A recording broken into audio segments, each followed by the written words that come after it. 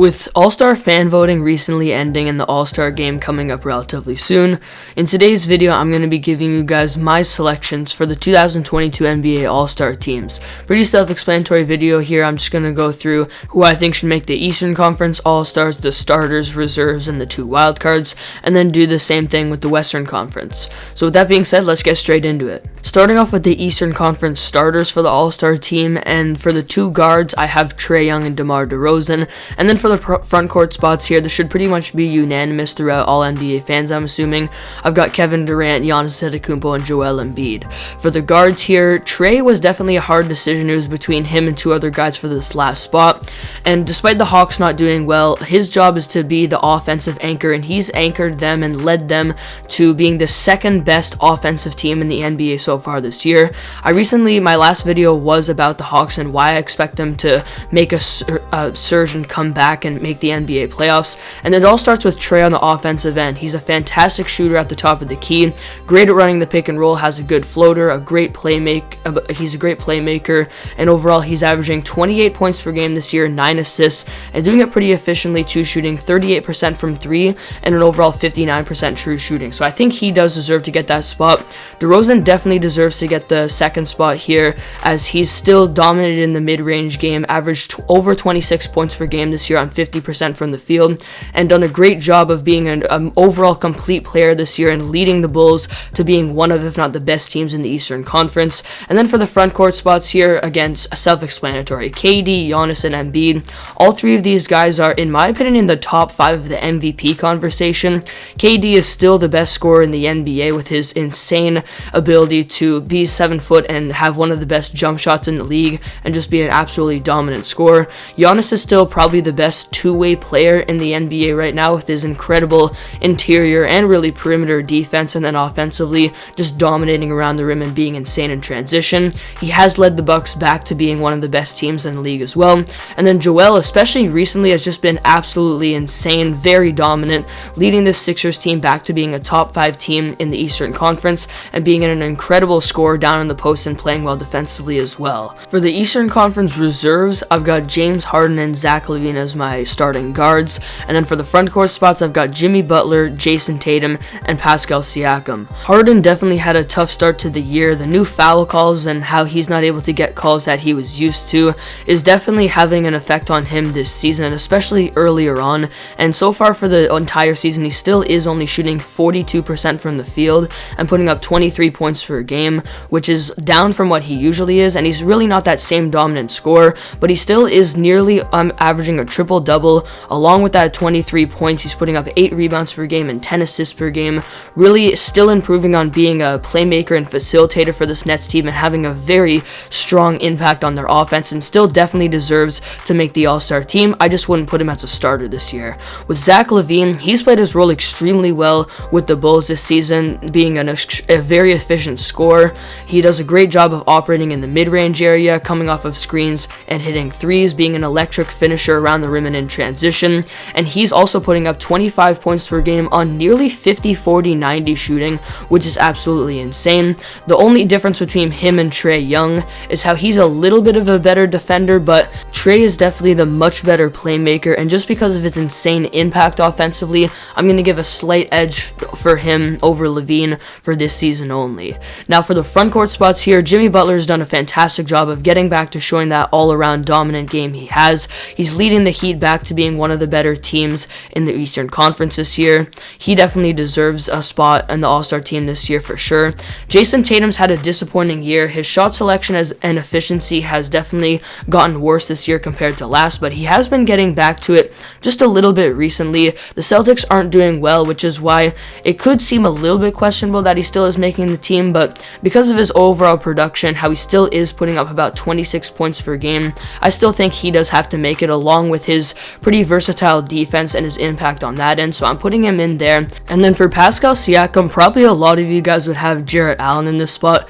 It is for this year only a really close comparison between the two, but I think the offensive gap, especially for this year, gives a slight edge to Pascal. He's been an amazing scorer in the post, driving towards the rim.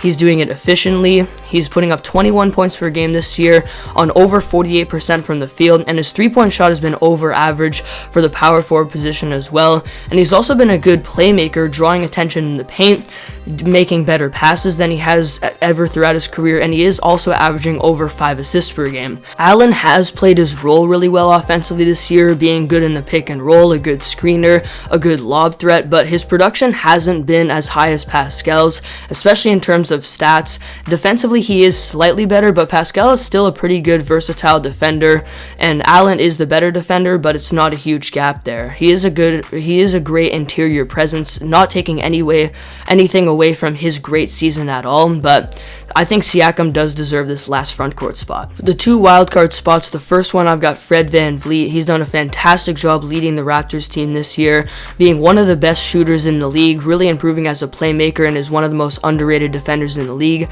I made a video earlier on, about a month ago, about why I think he should definitely be an all-star this year. Then the last spot here goes to Darius Garland. It's between him and LaMelo, but Darius has the slightly higher points and assists per game, putting up nearly 20 points per game and 8 assists per game. He's doing it efficiently too, being a good shooter, overall having a 57% true shooting, and is slightly better defensively than LaMelo as well. He's actually a pretty scrappy defender if you watch him play, good overall perimeter defender, and what he's done with this Cavs team this year, leading them into a playoff spot, I think he definitely deserves to make the team as well. Now getting started with the Western Conference, my starters in the West are going to be Steph Curry and Ja Morant as the guards, and for the front court, I've got LeBron James, Nikola Jokic, and Rudy Gobert. For the guards here, Curry has definitely been in a big slump recently, which we haven't been accustomed to seeing really throughout his whole career, but he has still led the Warriors throughout most of this season to being one of the best teams in the league.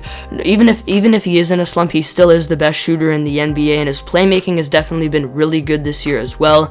It's pretty self-explanatory that he still should be an all-star starter. When it comes to Ja Morant, he's been absolutely insane this year, leading the Grizzlies to being the 3rd seed in the Western Conference right now, which no one saw coming.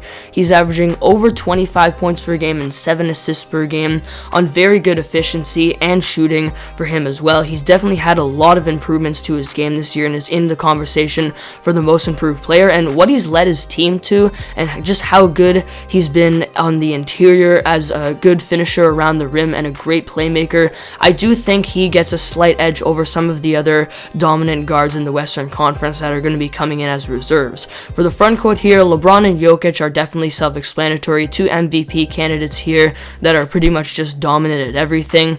And then for Rudy Gobert, his impact this year and what he's done to lead this Jazz team to still being a good defensive team and being one of the best teams in the Western Conference, I think he definitely deserves to get this last starting spot. It's close between him and probably Karl Anthony Towns in my opinion, but what Rudy's done defensively has been insane. He's probably, in my opinion, the front runner for Defensive Player of the Year right now, and offensively he's done a good job of playing his role, cleaning up the glass, and getting lobs when he's asked to in the pick and roll. So the way he's played his role has been really good this season, and I think because of that, he deserves this last starting spot. For the Western Conference reserves, my 2 guards are Luka Doncic and Donovan Mitchell, and then my front court here is going to be Paul George, Draymond Green, and Karl Anthony Towns. For Luka, his 3-point shot has not been falling at all this year, only shooting 30% from 3, and his overall efficiency is down, and that's why he's not making the starting spot over Ja Morant, but he still is averaging nearly 26, 9, and 9,